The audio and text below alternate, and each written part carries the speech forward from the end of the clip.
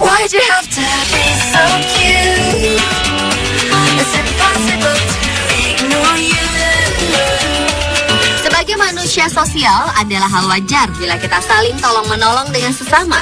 Namun hanya manusia-manusia berhati sangat mulia yang mau berbagi dan menolong sesama tanpa memikirkan kehidupan pribadinya dan tanpa harus memilih-milih siapa yang akan dibantunya seperti yang dilakukan oleh orang-orang berikut ini. Dan On The Spot telah merangkumnya dalam 7 manusia berhati seperti malaikat.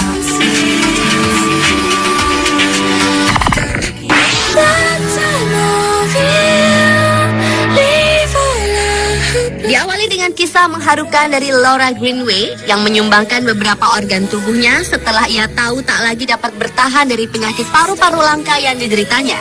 Bahkan keluarganya pun akhirnya sepakat untuk menyudahi penderitaan Laura dengan mengizinkan dokter untuk mencabut semua alat pendukung hidup yang masih tertempel di tubuh Laura. Setelah operasi, pemasangan paru-paru buatan justru mengakibatkan komplikasi yang membuat otak Laura kehilangan fungsi. Namun sekitar 1 tahun sebelumnya, Laura yang sadar penyakitnya tak dapat disembuhkan itu mendaftarkan diri sebagai pendonor organ. Seolah tak ingin kepergiannya sia-sia, ia pun menandatangani kontrak yang mengizinkan dokter mengambil organnya untuk orang lain setelah ia meninggal.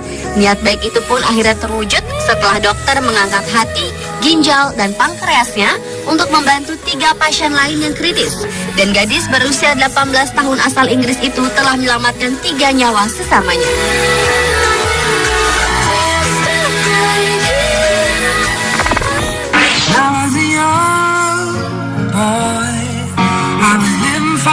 Setelah mengetahui dirinya menderita penyakit leukemia ganas yang tak dapat disembuhkan lagi, Yu Yuan, gadis kecil asal Cina ini, rela melepaskan semua yang dimilikinya dan menyumbangkannya untuk anak-anak lain yang masih punya harapan serta masa depan. Gadis yatim piatu berumur 8 tahun ini rela melepaskan pengobatannya, padahal sebelumnya ia telah memiliki dana pengobatan sebanyak $540.000 yang didapat dari perkumpulan orang-orang Cina seluruh dunia.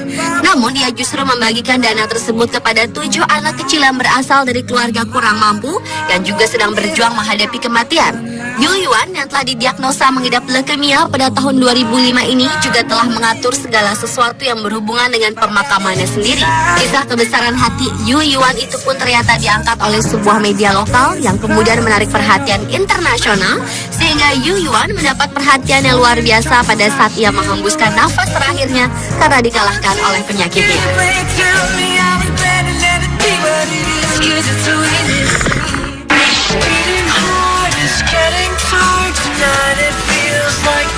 Manusia berhati malaikat selanjutnya adalah Kim Wo-soo dari Korea Selatan, seorang mantan narapidana yang meninggal dengan menyumbangkan uang ratusan juta rupiah dari asuransi jiwanya. Kim yang seorang yatim piatu sejak berusia 7 tahun ini pernah dipenjara karena tuduhan pembakaran rumah.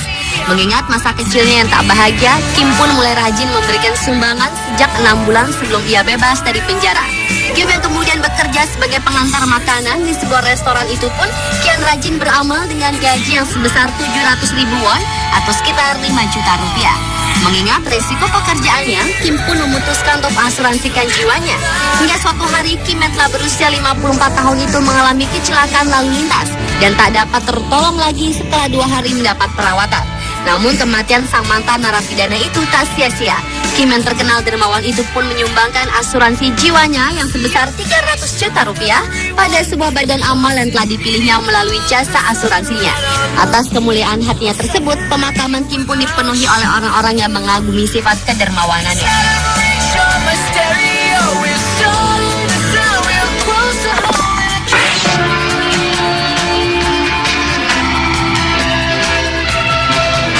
Seorang dermawan tak dikenal telah meninggalkan setumpuk uang tunai dalam jumlah besar di sebuah toilet umum di Jepang.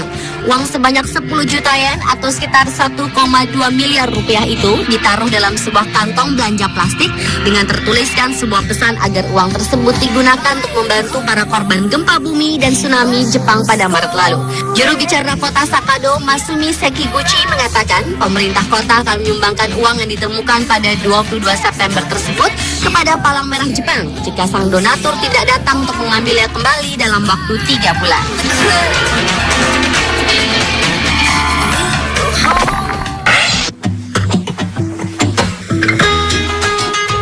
Manusia berhati malaikat berikutnya adalah Robin Lim, seorang bidan asal Bali yang telah menjadi pahlawan dunia. Ia masuk dalam top 10 CNN Heroes atas sebuah penghargaan yang diberikan kepada orang yang berkontribusi bagi komunitas terdekatnya. Robin Lim yang mendirikan Yayasan Bumi Sehat pada tahun 2003 itu telah menawarkan perawatan pra-kelahiran dan bantuan melahirkan secara gratis dan sehat bagi warga setempat. Yang tujuannya adalah mengurangi angka kematian anak dan ibu pada proses kelahiran yang sampai saat ini masih termasuk tinggi di kawasan Asia. Lim yang termotivasi dari pengalaman pribadinya setelah dirinya kehilangan sahabat, saudara perempuan, dan bayinya yang meninggal karena komplikasi saat kehamilan ketiga. Lim bahkan rela menjual rumahnya di Hawaii dan bersama suaminya memutuskan untuk pindah ke Bali. Bagi wanita yang dibesarkan di Filipina ini ada satu prinsip khusus dalam pelayanannya, di mana semua orang diberlakukan seperti pasien VIP di Bumi Sehat dengan kebaikan dan penuh hormat tanpa melihat strata sosial. Menurutnya kekayaan tak hanya dapat diperoleh dari profesinya sebagai bidan, melainkan ketulusan menolong untuk memperkaya hati. Selain di Bali, ia juga membuka klinik di Aceh sejak peristiwa tsunami Aceh 2006 lalu. Dan dengan 2 klinik yang ada di Bali dan Aceh, kliniknya kini telah melayani kelahiran 5.000 bayi. Hey baby.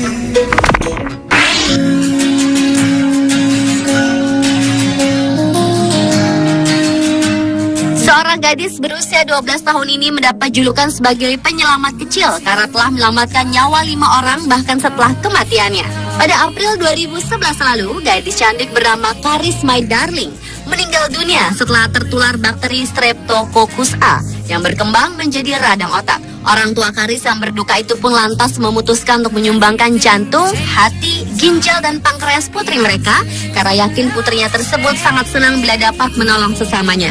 Dan hal tersebut membuat orang tua Karis beranggapan bahwa anaknya kini terus hidup meski di dalam tubuh orang lain. Kini keluarga asal Corringham, Essex ini mendirikan sebuah yayasan yang dinamai Karis My Darling Foundation yang menawarkan pelatihan drama profesional dan pelatihan olahraga bagi anak-anak yang kurang mampu membayar pelatih profesional. Ide ini terbetik karena Karis yang sangat senang tampil di panggung itu dan sempat akan mendaftar ke sebuah agen pencari bakat ke London, sehingga orang tua Karis pun membantu sebuah wadah untuk menyalurkan kesukaan para anak-anak.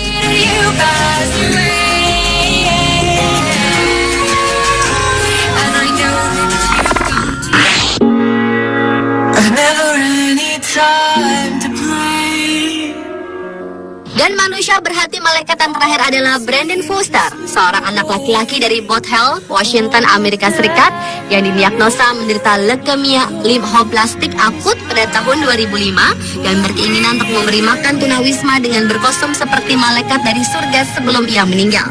Kisah ini banyak menjadi inspirasi dan perhatian media nasional, bahkan menarik perhatian internasional.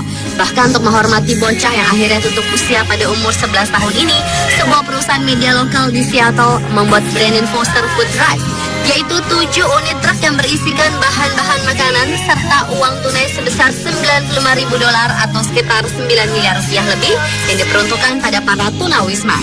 Sementara pada misi Union Rescue di Los Angeles, lebih dari 2.500 makanan telah disajikan untuk para tunawisma dengan nama Brandon's.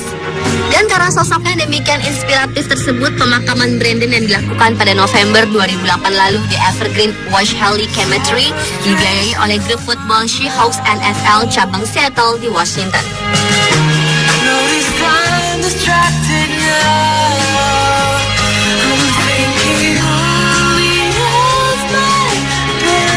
Pemirsa, itulah ke-7 manusia berhati malaikat versi on the spot.